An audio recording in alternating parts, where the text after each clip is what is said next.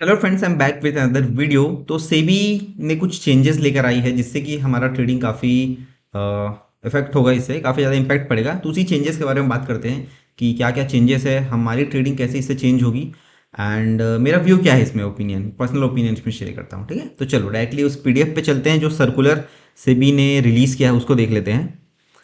तो ये सर्कुलर में ये फर्स्ट पॉइंट तो कुछ काम का नहीं है, ये बस बता रहा है कि भाई ये सब चेंजेस इसलिए लेकर आए हैं। डेरिवेटिव मार्केट क्या होता है, इन्वेस्टर के भलाई के लिए होता है, ये सब पॉइंट्स बोला गया है। ठीक है, दुनियादारी मीटिंग किए हैं तब जाके ये डिस्कशन पर आए हैं, इस नतीजे पर आए हैं, ये सब बोल रहा है। जो एक्चुअल पॉइंट है वो यहाँ से स्टार्ट होता है, पॉइंट नंबर 5 से। ठीक है, तो जो सबसे पहला चेंजेस किया गया है वो ये है, upfront collection of option premium from option buyers. तो इसमें ये बोला जा रहा है, यार देखो क्या होता था कि अभी तक क्या था, हमारे पास अगर 5,000 है, 10,000 है, 15,000 है, फिर भी हम कोई सा भी ऑप्शंस बाइंग कर लेते थे। ठीक है, और ज़्यादातर पैसे कम है इसी वजह से लोग ऑप्शंस बाइंग करते थे। एंड कुछ ब्रोकर्स तो ऐसे थे कि जो जितना प्रीमियम टोटल होता है उतना लेते थे, लेकिन कुछ लोग थे कि कम प्रीमियम में भी काम चल जा रहा था। ठीक है, तो इसमें क्या बोला जा रहा है कि अब ऑप्शन बाइंग जो करेगा ना, उसमें पहले से ऑप्शंस का पूरा प्रीमियम लिया जाएगा और अपफ्रंट कलेक्ट किया जाएगा ब्रोकर के द्वारा। उससे क्या होता था कि कई बार ऑप्शंस बाइंग कर लेते थे, इतने पैसे नहीं होते थे, फिर भी वो चल जाता था, जिससे कि उनका जो अकाउंट है नेगेटिव चला जाता था। तो ये सब नहीं किया जाएगा, पहले से ही कलेक्शन कर लिया जाएगा। जिसके पास ज़्यादा पैसे रहेंगे वही कर पाएगा। मतलब मान लो अगर कोई 5,000 वगैरह था जिसके अकाउंट में, और अगर वो ऑप्शंस प्रीमियम खरीदना चाह रहा है, ऑप्शंस बाइंग करना चाह रहा है 6,000 के अमाउंट का, तो वो अब नहीं कर सकता। उसके पास उतना पैसा होना ही चाहिए, बल्कि उससे ज़्यादा होना चाहिए। ये फर्स्ट चेंजेस है।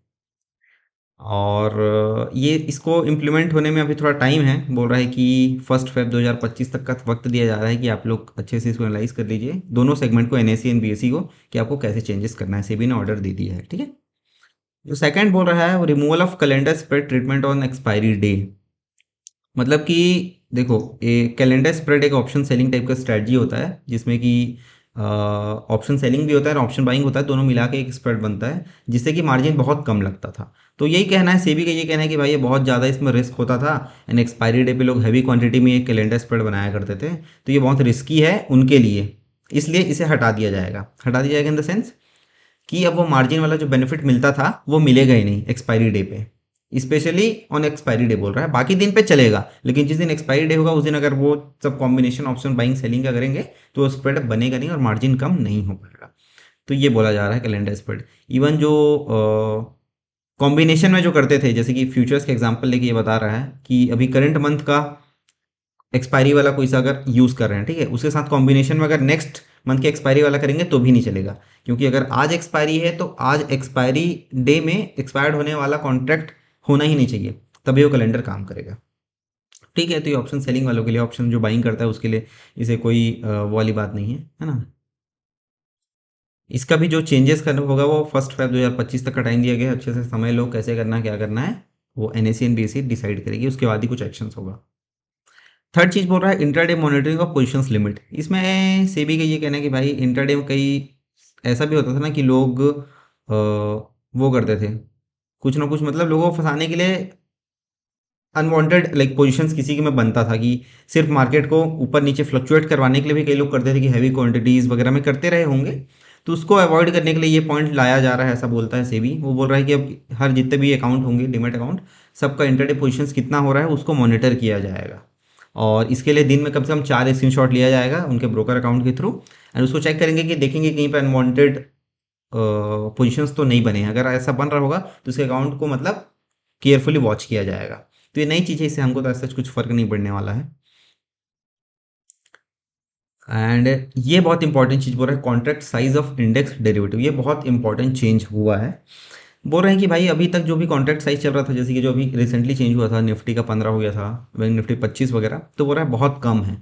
कम होने की वजह से क्या है, बहुत ज़्यादा वॉलेटिलिटी आ गई है, अब इसको बढ़ाने की ज़रूरत है। और ये बोल रहा है कम से कम इसको 3 टाइम्स बढ़ाया जाएगा। देखो, जो ऑप्शन सेलिंग वाला अमाउंट बताया जा रहा है, इतना जो टोटल कॉन्ट्रैक्ट का वैल्यू होता था 5 लाख 10 लाख, बढ़ा के सीधा 15 लाख किया जाएगा। मतलब कि देख लो, अगर 15 क्वांटिटी था तो शायद वो 45 हो जाए, 25 वाला शायद 75 हो जाए। तो वही है, वो बढ़ने वाला है लॉट साइज हमारा। लॉट साइज बढ़ेगा तो क्या होगा, हमको ज़्यादा पैसे देने की ज़रूरत पड़ेगी ऑप्शंस बाइंग करने के लिए। अगर कोई सा लॉट 5,000 में आता था, ऑब्वियसली अगर 3 टाइम्स होगा तो 15,000 लगेंगे एक लॉट खरीदने के लिए। तो वही बोल रहा, ऑप्शंस बाइंग का भी कॉस्ट थोड़ा सा बढ़ जाएगा क्योंकि लॉट साइज बढ़ने वाला है। ठीक है, तो ये लॉट साइज बढ़ने वाला है। ठीक है, ये बहुत इंपॉर्टेंट चेंज है जो सभी को इफेक्ट करेगा, ऑप्शंस बाइंग हो, सेलिंग करता हो, जिसके पास कम पैसे उसको ज़्यादा पैसे लगेंगे, तो ये बहुत इंपॉर्टेंट चेंज है।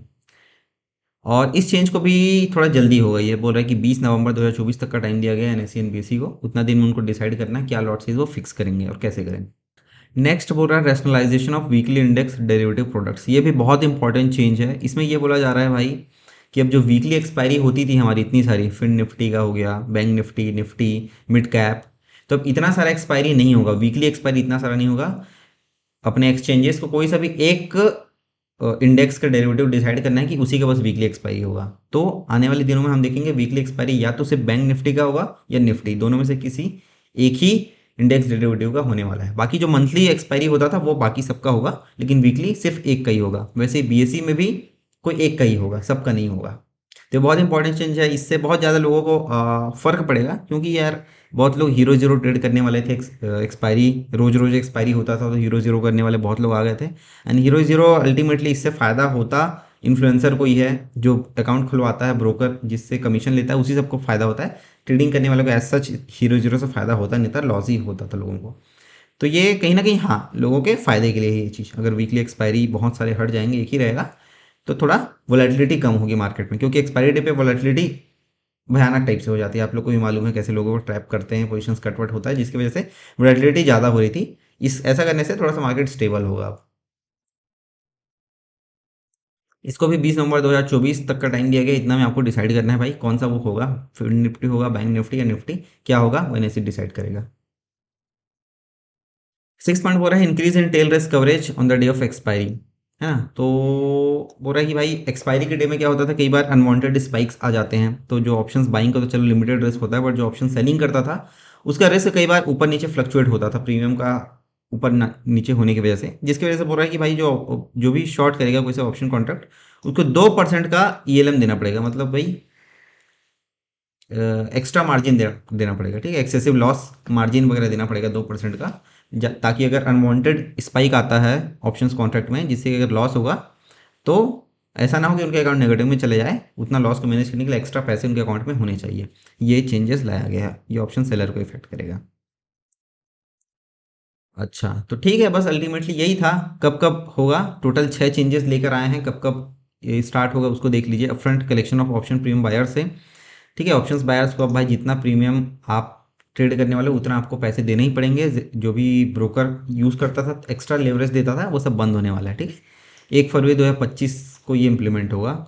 कैलेंडर स्प्रेड जो ऑप्शन सेलिंग वाले लोग करते थे, मार्जिन यूज़ करते थे ऑप्शन कैलेंडर स्प्रेड बनाने के लिए, सेबी को लगता है ये एक्सेसिव रिस्क है, इसमें बहुत ज़्यादा रिस्क है, जिसकी वजह से इसे बंद किया जाएगा on the day of expiry, सिर्फ एक्सपायरी डे पे बंद होगा, बाकी दिन पे चलेगा ये चीज़, ठीक है।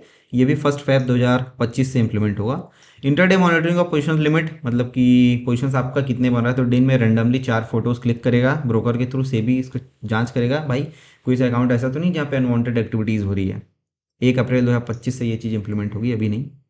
Contract size of index derivative, contract size change किया जा रहा है इंडेक्स डेरिवेटिव्स का। इनका मानना है सेबी का कि भाई बहुत कम है, जिसकी वजह से वोलेटिलिटी ज़्यादा हो गई है, लोग ज़्यादा पार्टिसिपेंट बढ़ गए हैं, तो थोड़ा सा स्टेबल करने के लिए कॉन्ट्रैक्ट साइज बढ़ाया जाए। तो मोस्ट प्रोबेबली 3 टाइम्स होगा, जो भी हमारा ऑप्शंस का कॉन्ट्रैक्ट था, चाहे 15 का लॉट साइज था या 25 का लॉट साइज था, वो 3 टाइम्स होने के चांसेस हैं। वो हमें पता चलेगा सीधा 20 नवंबर के दिन, यहाँ से इंप्लीमेंट हो जाएगा उस दिन से। नेक्स्ट पॉइंट था rationalisation of weekly index derivative, ये बहुत इंपॉर्टेंट है कि भाई अब वीक में से कोई सा भी एक ही एक्सपायरी होगी, अब वीक में 4 4 5 5 एक्सपायरीज नहीं होने वाली है, एक ही वीकली एक्सपायरी होगा निफ्ट इसमें एनएसई में एनबीएसई में।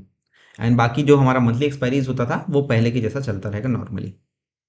एंड जो ऑप्शन सेलिंग करते हैं उनको एक्सपायरी डे पर एक्सेसिव 2% का टेल रिस्क कवरेज रखना पड़ेगा, ताकि एक्सेसिव अगर किसी को लॉस वॉस होता था उसको मैनेज करने के लिए पैसा होना चाहिए उनके अकाउंट में, इसलिए ये 2% का एक्सेसिव रिस्क कवरेज होना चाहिए उनके अकाउंट में। तो ये इंप्लीमेंट हो जाएगा 20 नवंबर से। तो बस यही चेंजेस था। अब मेरा ओपिनियन ये है कि यार ये कुछ हद तक ठीक है, ठीक है, ठीक इसलिए क्योंकि भाई जितना ज़्यादा ऑप्शंस एक्सपायरीज होती थी, एक्सपायरी के टाइम पे आप लोगों को मालूम है कि कैसे ऊपर नीचे होता है मार्केट, है ना, हलचल होती है, लोगों का पोजिशंस बनते हैं, स्क्वायर ऑफ होता है, बहुत ज़्यादा मूवमेंट आता है। तो उसको रखते हुए, उसको मद्देनजर रखते हुए ये चीज़ अच्छी है कि अगर ऑप्शंस का ये एक्सपायरीज कम होंगी, एक्सपायरीज कम होगा जिससे कि मार्केट थोड़ा सा स्टेबल चलता रहेगा। तो पिछले टाइम से 1 आध साल से जो अनस्टेबिलिटी वोलेटिलिटी ज़्यादा है वो कहीं ना कहीं स्टेबलाइज होगा इससे। एंड ज़्यादा एक्सपायरीज कम होगी, उससे भाई हीरो ज़ीरो ट्रेड करने वाले लोगों की भी संख्या कम होगी एंड लोग ज़्यादा लॉसेस भी नहीं करेंगे। ये भी एक अच्छी चीज़ है। बस हाँ, कहीं ना कहीं ये है कि जो रिटेलर बहुत कम पैसे लेकर आता था मार्केट में ट्राई करने के लिए, सीखने के लिए, उसको थोड़ा सा ज़्यादा पैसे देने पड़ेंगे, क्योंकि कॉन्ट्रैक्ट लॉट साइज बढ़ने वाला है एंड उसको पूरा मार्जिन देना है। जो आधा अधूरा मार्जिन दे के काम हो जाए ऐसा नहीं होने वाला, तो ज़्यादा पैसे देने पड़ेंगे। तो देखा जाए तो ये न्यूट्रल है, एक प्रकार से देखा जाए तो बहुत ज़्यादा बेकार डिसीजन है, बहुत ज़्यादा अच्छा डिसीजन है ऐसा तो नहीं है, लेकिन ठीक है डिसीजन। तो आपका क्या ओपिनियन है, कमेंट बॉक्स में कमेंट करके बताएं। चलिए मिलता हूँ आपसे नेक्स्ट वीडियो में, बाय बाय।